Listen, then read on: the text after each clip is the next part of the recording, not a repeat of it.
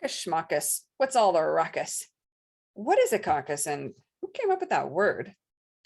Caucus is when neighborhoods get together and elect delegates from among their neighbors. They select delegates that they know will take the time to vet all the candidates from their party. Neighbors who just don't have the time to vet the candidates will select and vote for neighbors whom they trust to do that on their behalf. These people who run for delegate are your neighbor. They live in your neighborhood. Their kids play with your kids. You've borrowed sugar from them on occasion. You are Facebook friends with them, and you know how they think.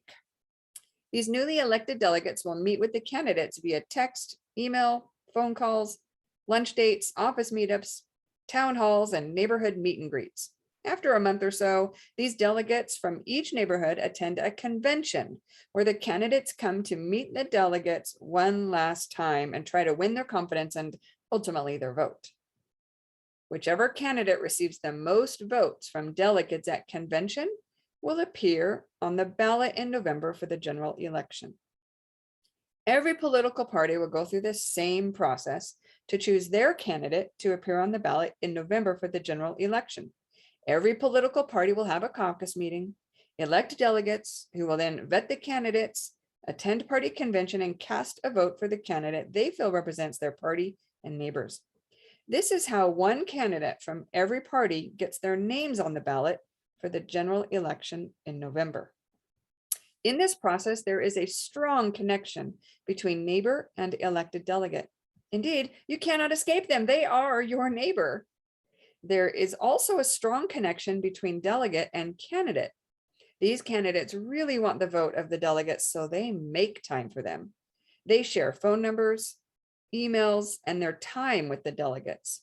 If, for example, me and my neighbor are upset about a particular vote cast by a senator, we need only contact our neighborhood delegate and ask them to reach out to this rogue senator and ask them why and express our thoughts about particular issues.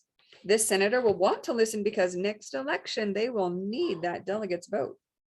This connection is strong, personal, and continuous. This communication between neighbor, delegate, and senator should never stop. Not every state uses the caucus system. States who no longer use the caucus system to elect party candidates use the primary system. This system is much quicker. In the primary system, every citizen who is registered to vote will appear at the ballot box in the summer before an election and vote for whomever they think will be the best candidate to appear on behalf of their party. Whichever candidate receives the most votes will appear on the ballot in November for the general election. In the primary system, the candidates have no vested interest in getting to know their constituents. They need only have the most signs and advertisements. They get that money from donations, mostly from large special interest groups and lobbyists. In this way, they can compete for the most votes from the general public.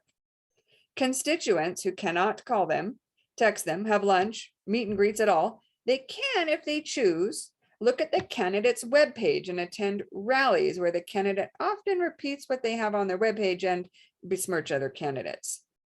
There may be a televised debate with pre-chosen and screened questions. The constituents will not get to choose the questions or contact these candidates.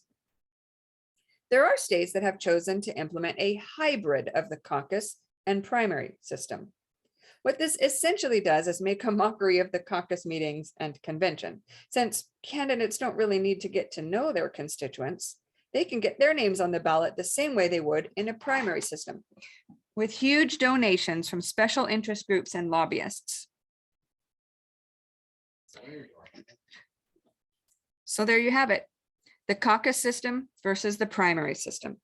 If you live in a state where the neighborhood caucus system has been abolished or altered out of recognition, you can still meet with your precinct boundaries, elect delegates, and work to keep your elected representatives aware of your stance.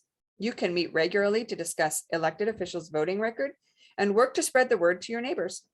In this manner, neighbors can stay informed about the integrity and voting records of elected representatives. So when they appear at the ballot box next term, they can make an informed decision based off of something more substantial than who has the most signs and populated rallies.